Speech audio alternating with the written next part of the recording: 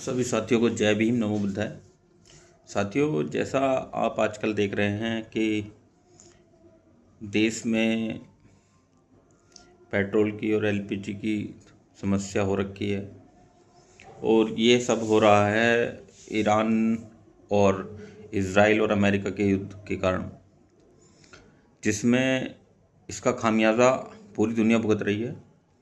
और इस खामियाजा को भुगतने के लिए केवल एक ही व्यक्ति जिम्मेदार है, वो है अमेरिका के राष्ट्रपति डोनाल्ड ट्रंप, जिन्होंने ये बीज बोया है युद्ध का। और उन्हीं की वजह से आज पूरी जनता परेशान है, हर एक देश इनसे परेशान है।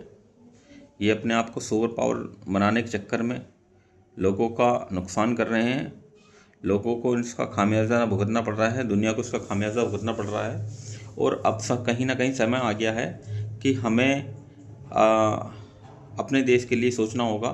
और रही बात सुपर पावर की, तो अमेरिका को घुटनों पर ला दिया ईरान ने। तो मैं कहना चाहता हूँ कि कोई भी व्यक्ति अपने आप को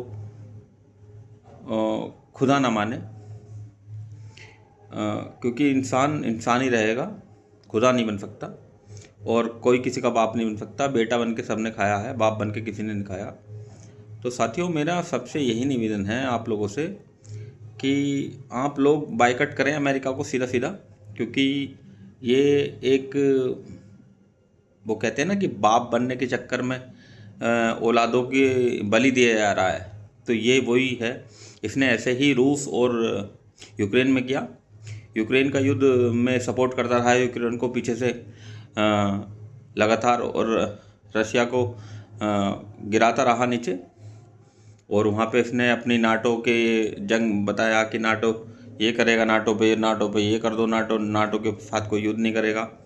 अरे भाई, एक बात तो बताओ, क्या अगर हम तुम्हारे घर में घुस के तुम्हें मारेंगे तो क्या तुम अपना बीच बचाव नहीं करोगे? क्या अपने आप को बचाओगे नहीं? तो यही बात यूक्रेन ने करी और यही बात अब ईरान कर रहा है। और ईरान ने मुंह तोड़ जवाब दिया है और मुझे अच्छा लगा खामनेई उनके।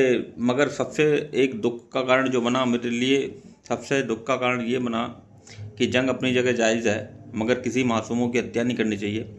और अमेरिका और इजराइल ने वही किया कि वहाँ 250-300 बच्चे जो मरे हैं स्कूल के अंदर, उसकी निंदा बहुत कम देशों ने करी है।